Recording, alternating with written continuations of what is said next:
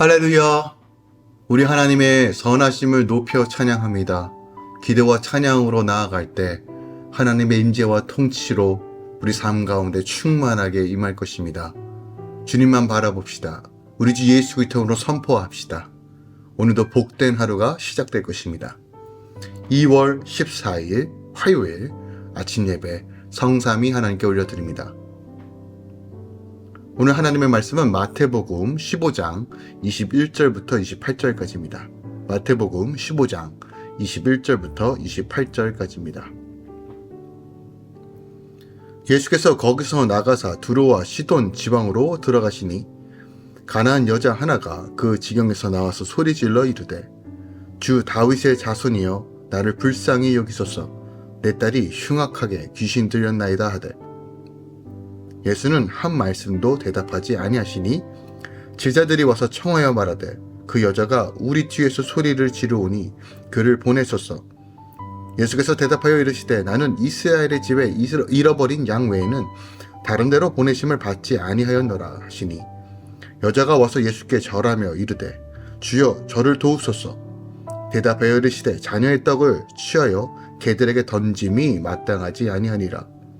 여자가 이르되 주여 올소이다마는 개들도 제 주인의 상에서 떨어지는 부스러기를 먹나이다 하니 이에 예수께서 대답하여 이르시되 여자여 내 믿음이 크도다 내 소원대로 되리라 하시니 그때로부터 그의 딸이 나으니라. 아멘. 하나님의 말씀입니다.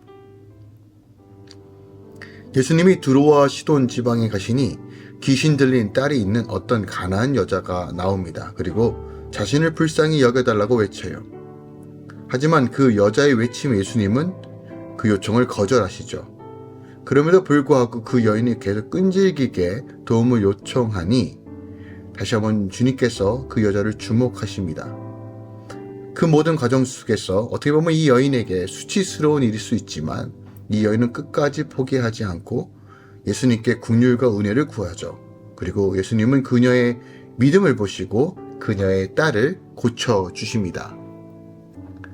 오늘 본문 말씀은 어제 그 전통 논쟁에 이어서 예수님께서 자신이 가지고 있던 왕적 권능과 메시아이심을 분명히 드러나는 이적들을 소개하고 있어요.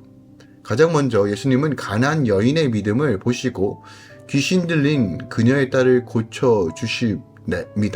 이 기적은 갈릴리 호수 근처 산에 있었던 사건이에요.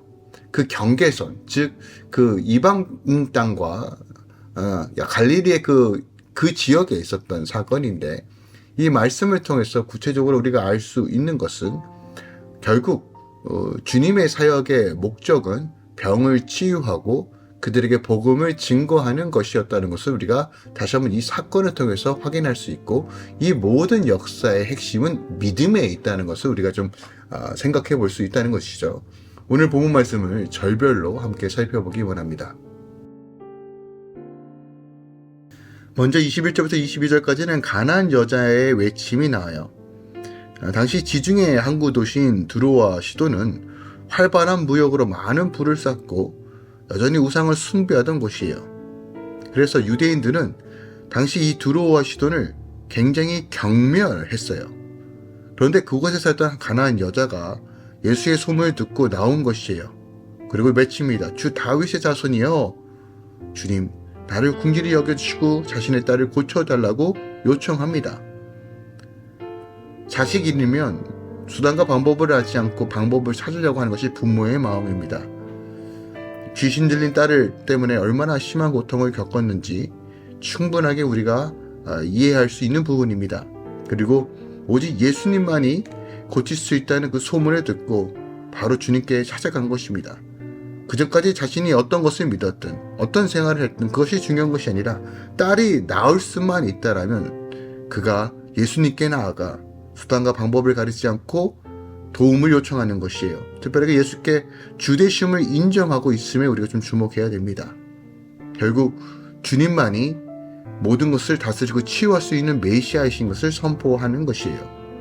고난과 고통 중에서도 철저하게 자신을 낮추고 말씀을 찾아 주님께로 찾아오는 이 여인의 믿음에 우리는 주목해야 합니다. 23절부터 26절까지는 이 여인의 요청에 예수님께서 거절하세요. 우리가 백부장의 믿음을 통해서도 알 수 있지만 주님은 이방인이라 할지라도 믿음으로 주님 앞에 나아가는 자에게 긍휼과 은혜와 기적을 행사하시는데, 오늘 이 장면에서는 조금 더 독특하게 오히려 조금 냉정한 모습의 예수님을 목도할 수 있습니다. 가난한 여자가 계속 소리를 질러요. 제자들도 이것 때문에 고통스러워하고 있고 또 예수님 보고 이것을 처리해달라고 요청하고 있습니다. 여전히 예수님은 그녀의 요청에 대답하지 않아요.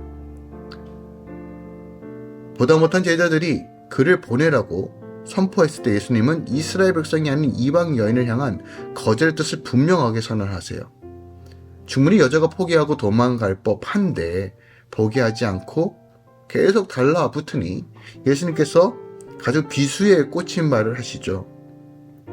오직 자신은 선택받은 이스라엘을 위해서만 왔지 이방인을 위해서 오지 않았다라고 선언합니다. 그때 이 여인은 부스럭이라도, 땅에 떨어진 부스럭이라도 개가 먹는 것처럼 주님 그 남은 은혜를 펼쳐서 지금 긍휼히 여겨달라고 요청하고 있어요. 이 상황 속에서도 포기하지 않는 그녀의 믿음이 분명하게 드러났다는 것이에요.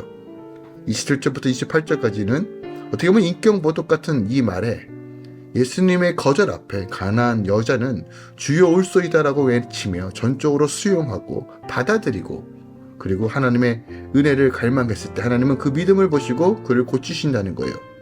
자, 내가 올소이다 하는 것은 어떻게 보면 자기 인정과 자기 부인입니다. 죄를 마주하고 내가 주님 앞에 철저히 죄인인 것을 인정하며 주의 긍휼과 은혜 없이는 살아갈 수 없다는 이 믿음의 고백이 결국 그녀의 딸을 고치는 사건을 만들어낸 것입니다. 오늘 본문에서 주는 핵심적 내용이 무엇일까요? 바로 우리가 어떤 상황이든 간에 주의 긍휼과 은혜를 구하며 믿음으로 나아가는 것이 바로 핵심이라는 거예요. 26절 27절에 보니까 가난한 여인은 자녀의 떡을 취하여 개들에게 던짐이 마땅치 아니하다는 예수님의 어떻게 보면 모욕적인 그 말에 개들도 제 주인의 상에서 떨어지는 부스러기를 먹는다라고 철저하게 인정하고 받아들이며 겸손히 주님 앞에 대답하며 나갑니다. 예수님 그리스도께서 당신에게 도움을 요청하는 가난한 여인에게 어떻게 보면 개 취급하여 모욕했던 것도 사실이에요. 그것으로 인해 이 여인도 수치와 멸시를 느꼈을 겁니다. 하지만 그녀는 그럼에도 불구하고 더 절실한 것은 그녀의 딸을 고치는 것이었어요. 그러니 이 모든 과정 속에서도 다시 한번 믿음으로 주님을 붙드는 것이에요. 우리가 여기서 분명히 보아야 하는 것은 결국 예수 그리스도를 인정하고 나를 부인하고 주님 앞에 엎드리는 것이 결국 겸손이며, 이런 겸손의 자세가 믿음이며 이 믿음이 기적을 만든다는 것이에요. 복음의 시작이 어디서부터 시작됩니까? 나를 부인하서부터 시작하는 거예요. 내가 내 잘난 맛에 내 능력으로 살아가는 자들은 복음을 요청하지도 않습니다. 근데 복음이 우리가 요청되어지는 순간이 언제입니까? 내 힘으로 안 될 때, 내 능력으로 안 될 때, 난 주님 없이는 안 될 때를 깨닫는 것이 바로 회개의 시작이고 바로 은혜가 시작되는 시간이며 복음을 진시되게 만드는 시간이라는 것이에요. 우리는 여전히 이런 수많은 고난과 시험을 만납니다. 내 믿음을 증명해야 될 수많은 상황들을 만나게 될 거예요. 그 상황 가운데 우리가 전적으로 내 힘으로 하는 것이 아니라 주님께 맡겨드림으로 주님께 나아갈 때 우리는 오늘도 하나님의 놀랍고 기이한 일을 목도하고 체험할 수 있다는 것입니다. 더 나아가 27절에 보면 자녀의 떡을 취하여 개들에게 던짐이 마땅치 아니하다라는 이 예수 그리스도의 말씀에 대하여 가난한 여인은 주여 올소이다 라고 분명히 선포합니다.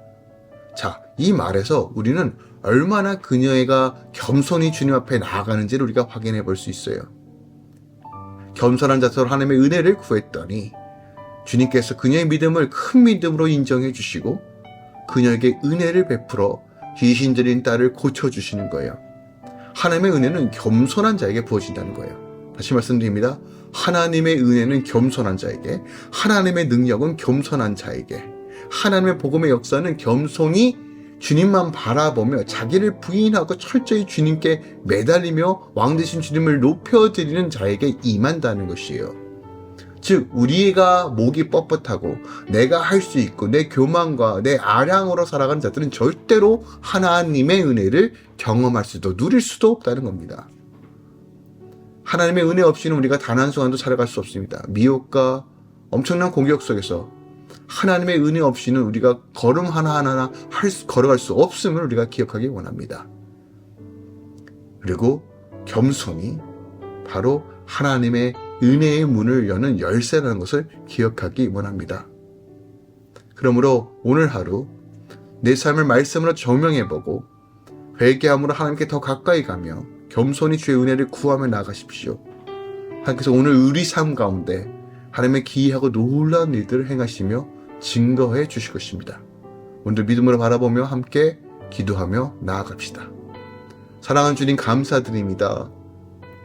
우리 야고보서 4장 10절 말씀, 주 앞에서 낮추라 그리하면 주께서 너를 높이시리라는 이 말씀을 듭니다. 겸손히 하나님의 은혜를 갈망하며 어떠한 순간과 고난과 어려움과 시험 속에서도 끝까지 믿음 지키며 나아갈 수 있도록 성령 하나님 붙들어 주시옵소서. 수많은 믿음의 선택 속에서 참되고 진리 되신 예수를 선택하며 나아갈 수 있도록 인도하여 주시옵소서. 그러므로 오늘도 일하시고 기적과 이적을 베푸시며 하나님의 은혜로 태우시는 그 하나님으로 오늘 충만하게 채워 주시옵소서. 이제는 우리 주 예수 그리스도의 은혜와 우리 하나님 아버지의 놀랍고 지극하신 사랑과 성령님의 내렸던 충만 역사하심이 이제부터 영원까지 함께 계시길 축원하노라. 아멘.